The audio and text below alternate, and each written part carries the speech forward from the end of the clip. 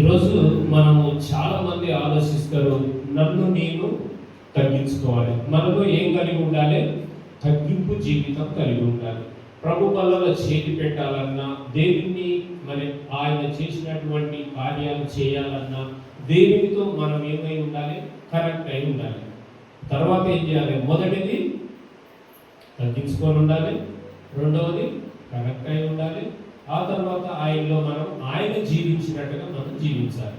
అందుకోసమే ఆయన ఏమన్నాడు? ముందుగా రొట్టె విరిచేటప్పుడు ఏం చెప్పిండు అన్నమాట? కైప వారికి వాళ్ళ ఇంటికి వెళ్ళినప్పుడు చనిపోయిండు. కైప అక్కడ ఉన్నాడు, ఆయన దారి బట్టి పోతూ ఉన్నాడు, ఆ దారిలో నడుస్తూ ఉన్నాడు. ఆ దారిలో నడుస్తూ ఉన్నప్పుడు ఆయన ఎవరో గుర్తుపట్టలే, ఆయన ఎవరో ఎరగలే. అది సాధారణమైనటువంటి ఊరులాగా, ఒక బాటసారిలాగా ఆయన ఎంటబడి ఈయన వెళ్తున్నప్పుడు, అక్కడికి వెళ్ళిన తర్వాత అన్ని మాట్లాడుకుంటున్నప్పుడు, అయ్యో ఈ విషయాలన్నీ కూడా ఎవరోనయ్యా, అయ్యా ఏం జరిగింది, మీరిద్దరు భార్య భర్తలు కలిసి మీరు మాట్లాడుకున్నటువంటిది ఏంటి అని తెలియనట్టుగా అడిగినప్పుడు వాళ్ళు ఆయనతో అన్నారు, ఏమోనయ్యా మావాడే, మా ఒంటరికే, మాకు తెలిసిన వాడే ఈ మధ్యన ఒక్కసారిగా అద్భుత ఆశ్చర్య కార్యాలు చేసిండు. చేసిన వెంటనే ఆయనను ఈ రోమ్ సామ్రాజ్యం తీసుకొచ్చి ఒక్కసారిగా సిలువ వేసి చంపింది. మేము ఏమి చేయాలో అర్థమైతలేదు. మేము కృతజ్ఞత కూడికనా లేదా జ్ఞాపకార్థ కూడికనా ఏది జరపాలన్నా మాకు కష్టంగా ఉంది అని మేము ఆలోచిస్తూ ఉన్నామని ఆయనతో చెప్తున్నప్పుడు, సరాసరి ఆ ఇంటికి వెళ్ళినప్పుడు ఆయన ఆ ఇంట్లో కూర్చొని వాళ్ళ మధ్యన వంట చేస్తున్నప్పుడు, ఆమె వంట చేసి తీసుకొని వచ్చి వారి మధ్యన పెట్టినప్పుడు ఆ రొట్టెను తీసి ఇలా ఇరిచినప్పుడు ఆ మధ్యలో ఉన్న గాయాలు చూసినట్ట. హల్లెలూయా, హల్లెలూయా. ఈ రోజు మీరు ఆ గాయాన్ని చూడాలి. మీరు తగ్గింపు జీవితం ఉండాలి.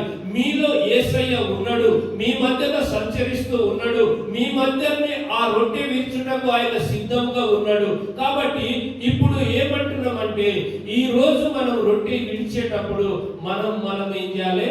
తనను తాను తగ్గించుకొని నీలో తగ్గింపు జీవితాన్ని కలిగి ఉండాలంట. హల్లెలూయా, హల్లెలూయా. అయితే ఈ రోజు మనకు ఆయన యేసయ్య ఎంతగా తగ్గించుకున్నాడంటే, ఎంతగా మన దగ్గరికి వచ్చిందంటే, ఆయన మొదటగా మనకు ప్రేమను పంచిండు, రెండవది పరిచర్య చూపించిండు, మూడవది పరిశుద్ధాత్మనిచ్చిండు. హల్లెలూయా. ఆయన మొదటగా ఏం చేసిండు?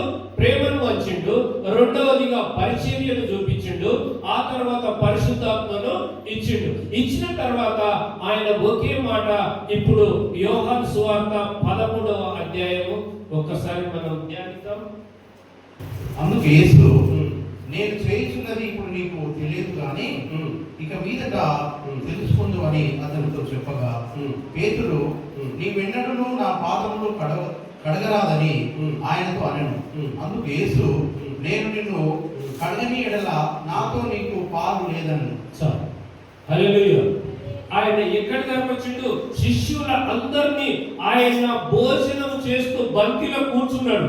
ఆ బంతిలో కూర్చున్న తర్వాత కూర్చున్నవాడు వెంటనే లేచి ఆయన శిష్యుల దగ్గరికి వచ్చి వాళ్ళ పాదాలు తీసి వాళ్ళ పాదాలను కడిగి ఆ పాదాలను ఆయన దగ్గర ఉన్న టవల్తో తుడిచి ఆయన ఏం చేసిండు? వాళ్ళను ఆయన తగ్గింపు జీవితాన్ని చూయించిండు. హల్లెలూయా. ఆయన మొదట గురువు, ఆ తర్వాత ఏమైంది? ఆయన బానిస అయ్యిండు. హల్లెలూయా. ఆయన మొదట గురువు, ఆ తర్వాత బానిస అయ్యిండు, ఆ తర్వాత ఇంకేం చేసిండు? ఆ బానిస అయిన తర్వాత ఇంకొకటి మన ముందు ఉంచిండు. హల్లెలూయా. ఆయన బానిస దేనికి అయ్యిండు? రోడ్ల మీద కొరడాలతోని కొడుతూ, రోడ్ల మీద కొరడాలతోని కొట్టించుకుంటూ, రోడ్ల మీదనే ఆయనను తన్నుకుంటూ, ఆయనకు ముండ్ల కిరీటం ధరించి, ఆయనను కొరడ దెబ్బలు కొట్టి, ఆయనను సిలువ ఎక్కించేటప్పటికి ఆయన మన కోసం బానిసగా మారిండు. హల్లెలూయా, హల్లెలూయా, హల్లెలూయా. మొదటగా ఆయన మనిషి, ఆ తర్వాత బానిస, ఆ తర్వాత మనకు ఇచ్చినటువంటిది ఏంటంటే పరిశుద్ధాత్మ. హల్లెలూయా, హల్లెలూయా. ఆయన భోజనం చేస్తూ మన దగ్గరికి లేచి వచ్చి మన పాదాలను శుభ్రం చేసి పాదాలను కడిగి ఆ తర్వాత ఆయన తగ్గింపు జీవితాన్ని చూపించి మీరు ఈ విధంగా మీ సంఘ పెద్దలను మీ సంఘస్థులను నా కుటుంబ మెంబర్లను నా వాళ్ళను అందరినీ మీరు ఈ విధంగా ఈ విధంగా మీరు నా పరిచర్యను మీరు కొనసాగించండి, నా పరిచర్యను ఈ విధంగా చూడండి. ఇందులో ఎవరు గొప్ప కాదు, ఇందులో ఎవరు మెప్పు కాదు, ఎవరు అగ్ర స్థానములో లేరు, ఎవరు కింది స్థానములో లేరు. ఒకవేళ మీరు ఉన్నట్టయితే నా జీవితము లాగా నన్ను నేను తగ్గించుకున్నట్టుగా మీరు కూడా తగ్గించుకొని లోబడి ఈ విధంగా బ్రతకండి అన్నాడు. హల్లెలూయా. ఈరోజు మరి చాలా మంది ఉన్నారా? అలాంటి వాళ్ళు ఎవరైనా ఉన్నారా? లేరు.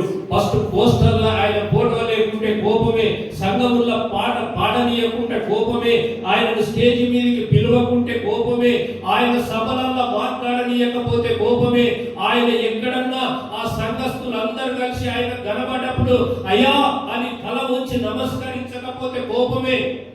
మరి నాలో మీలో ఏం చూస్తుండ్రు? హల్లెలూయా. ఇప్పుడు అంటుండు ఇంకో మాట, ఆయన అంటుండు ఒకే ఒక మాట ఏమన్నాడు, మీరు ఆ విధంగా తగ్గించుకొని ఆ విధంగా తగ్గింపు జీవితానికి లోపడితే మీరు నా శిష్యులు అవుతారు, లేకపోతే కారు. హల్లెలూయా.